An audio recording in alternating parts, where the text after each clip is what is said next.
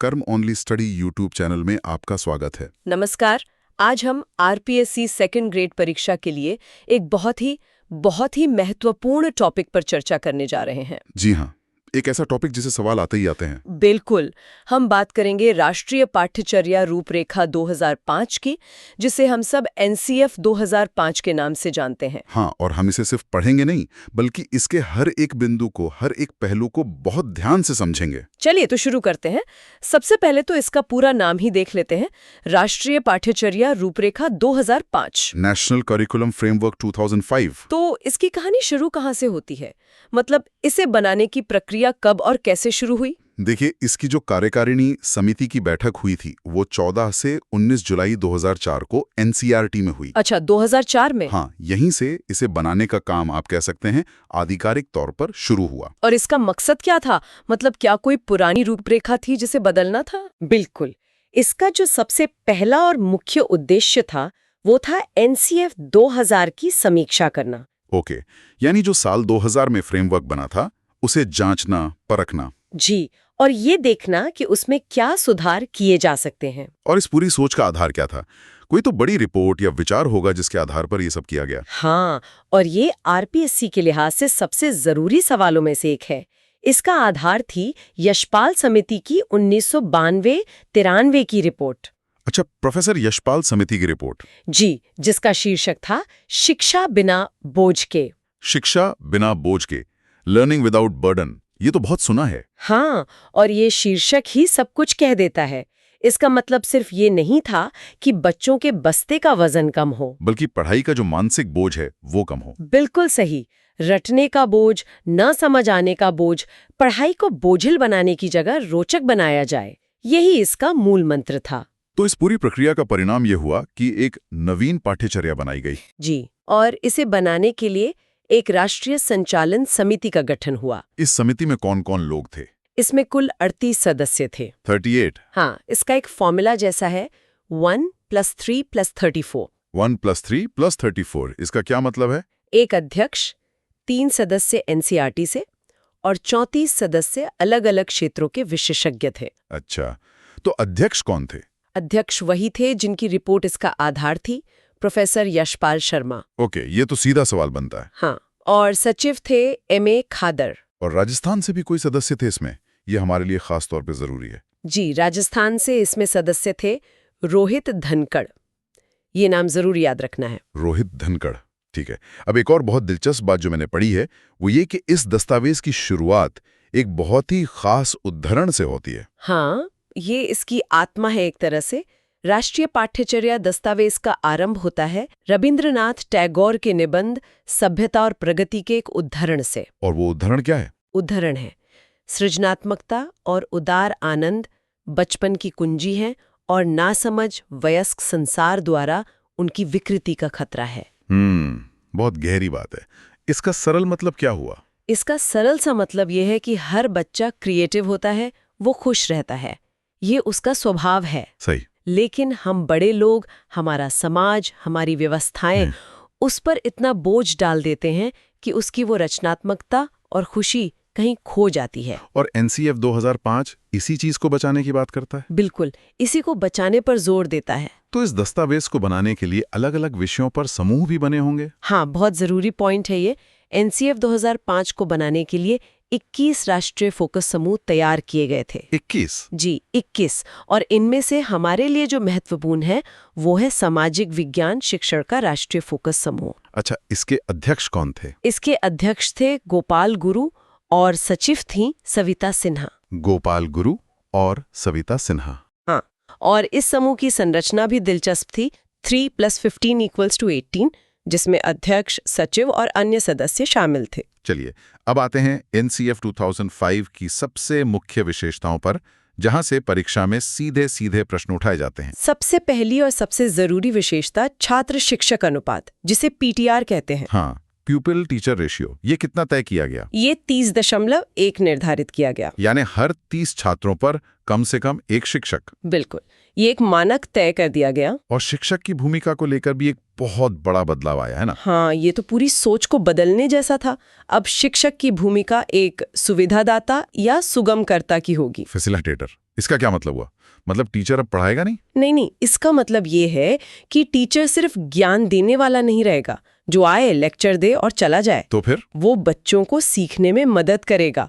एक ऐसा माहौल बनाएगा जहां बच्चे खुद से सीख सकें, सवाल पूछ सकें। अच्छा, मतलब वो सीखने की प्रक्रिया को आसान बनाएगा। एकदम सही। और इसी से जुड़ा है बाल केंद्रित शिक्षण का विचार। चाइल्ड सेंटर्ड एजुकेशन, यानी जो भी हो वो बच्चे को ध्यान में रखकर हो। जी, और इसमें गतिविधि आधारित शिक्षण पर बहुत जोर दिया गया। Activity based learning. हाँ, ताकि बच्चा खुद करके सीखे। जैसे गिनती सिखानी है तो सिर्फ 1, 2, 3 रटाने के बजाय कंकड़ या बीजों का इस्तेमाल करो। इससे बच्चा खुद सीखता है, मतलब स्वायत्त अधिगम को बढ़ावा मिलता है। बिल्कुल। शिक्षकों के लिए भी इसमें कुछ था, मतलब उनकी तैयारी या प्लानिंग के लिए। हाँ, ये बहुत महत्वपूर्ण था।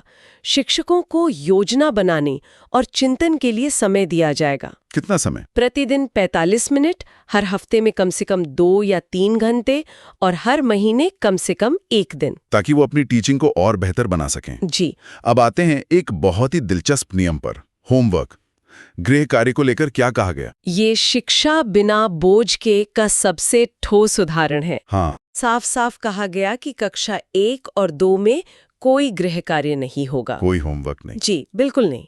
और आगे की कक्षाओं के लिए? कक्षा 3 से 5 तक पूरे हफ्ते में सिर्फ 2 घंटे का गृह कार्य। हफ्ते में 2 घंटे, ठीक है।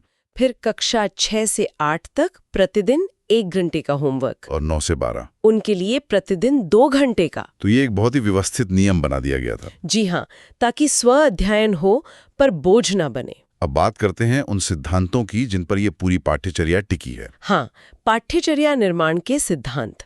इसमें 5 मुख्य सिद्धांत हैं। पहला सिद्धांत क्या था? पहला और सबसे क्रांतिकारी सिद्धांत, कक्ष के ज्ञान को बाहरी जीवन से जोड़ना। मतलब जो भी पढ़ाया जाए वो बच्चे की असल जिंदगी से जुड़ा हुआ हो। बिल्कुल। अगर आप गणित पढ़ा रहे हैं तो बाजार के उदाहरण दो, विज्ञान पढ़ा रहे हैं तो आसपास के पेड़ पौधों के उदाहरण दो, ताकि वो किताबी ज्ञान ना लगे। सही।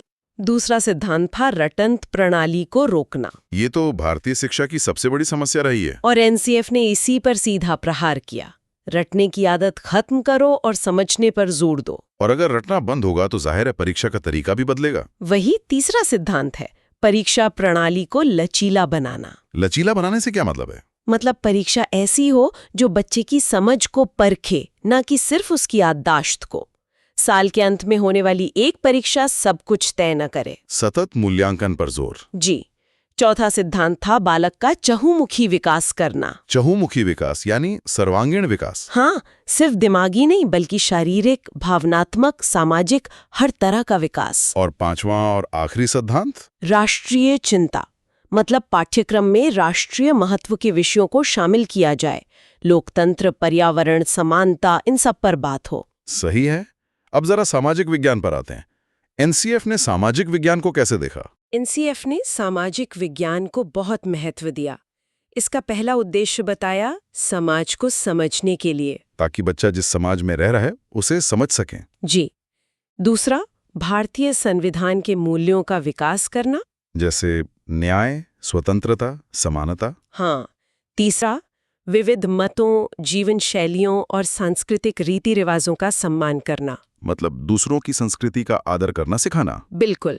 और ये भी कि बच्चा समाज का एक सक्रिय, जिम्मेदार और चिंतनशील सदस्य बने। और इसमें एक बहुत जरूरी बात कही गई थी, जेंडर संवेदनशीलता को लेकर। हाँ, जेंडर संवेदनशीलता और सामाजिक वर्गों की असमानताओं के प्रति समालोचनात्मक चिंतन का दृष्टिकोण विकसित करना। ये समालोचनात्मक चिंतन क्या है? Critical thinking? हाँ, इसका मतलब है किसी भी बात को आंख बंद करके मान न लेना, सवाल करना, सोचना कि ऐसा क्यों है, लड़का लड़की में भेदभाव क्यों है, समाज में असमानता क्यों है। मतलब बच्चों में सवाल करने की हिम्मत पैदा करना। बिल्कुल। सामाजिक विज्ञान की किताबों में भी कुछ बदलाव सुझाए गए थे, है ना? हाँ, एक बहुत बड़ा सुझाव था नागरिक शास्त्र को राजनीति विज्ञान में बदलने का। सिविक्स को पॉलिटिकल साइंस? हाँ। ये सिर्फ नाम का बदलाव था? नहीं, ये सोच का बदलाव था।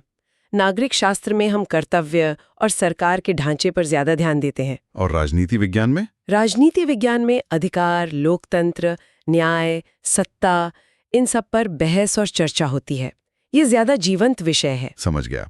और पाठ्य पुस्तक को लेकर भी एक बड़ी बात कही गई थी। जी, कहा गया कि पाठ्यपुस्तक एक बंद बॉक्स की तरह नहीं होनी चाहिए, तो कैसी होनी चाहिए? एक गतिशील दस्तावेज जिसमें नई चीजें जोड़ने की, उस पर सवाल उठाने की गुंजाइश हो। मतलब किताब ही सब कुछ नहीं है। नहीं, वो सिर्फ एक शुरुआत है। और पढ़ाने के तरीकों के बारे में क्या कहा गया? कहा गया कि रचनात्मकता और आलोचनात्मक समझ को बढ़ावा दिया जाए। उसके लिए कौन सी विधियां? समस्या समाधान विधि, पात्र अभिनय, मतलब रोल प्लेइंग, नाटकीकरण, इन सब का इस्तेमाल हो। और वाद विवाद, चर्चाएं? हाँ, ताकि बच्चे सिर्फ सुने नहीं बल्कि भाग लें। और साथ ही श्रव्य दृश्य सामग्री, तस्वीरें, चार्ट्स, मानचित्र, इन सब का भरपूर उपयोग हो।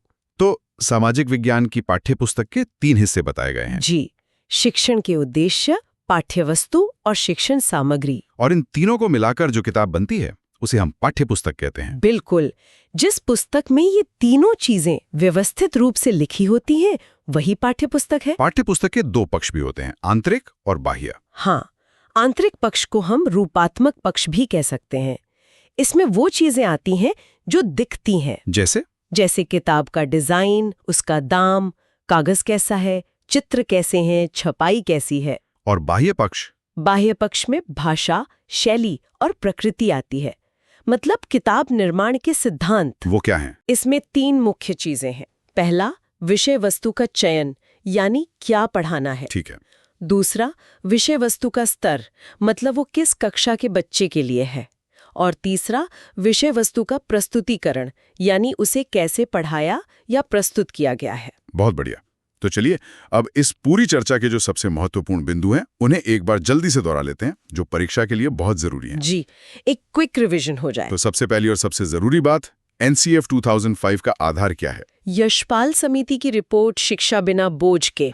इसके अध्यक्ष कौन थे? प्रोफेसर यशपाल शर्मा। इसका आरंभ किसके निबंध के उद्धरण से होता है? रविंद्रनाथ टैगोर के निबंध सभ्यता और प्रगति से। छात्र शिक्षक अनुपात 30:1। शिक्षक की भूमिका एक सुगमकर्ता या सुविधादाता की। इसका सबसे मुख्य सिद्धांत क्या है? ज्ञान को बाहरी जीवन से जोड़ना और रटने की प्रणाली को खत्म करना। होमवर्क को लेकर सबसे खास बात, कक्षा 1 और 2 के लिए कोई गृह कार्य नहीं, ये जरूर याद रखना है। और इस पूरी रूपरेखा का अंतिम लक्ष्य क्या है? बच्चों का चहुमुखी विकास करना। बहुत अच्छे। तो इन सभी बिंदुओं को अच्छे से याद कर लें। अगली क्लास में हम एक नए टॉपिक के साथ मिलेंगे। धन्यवाद।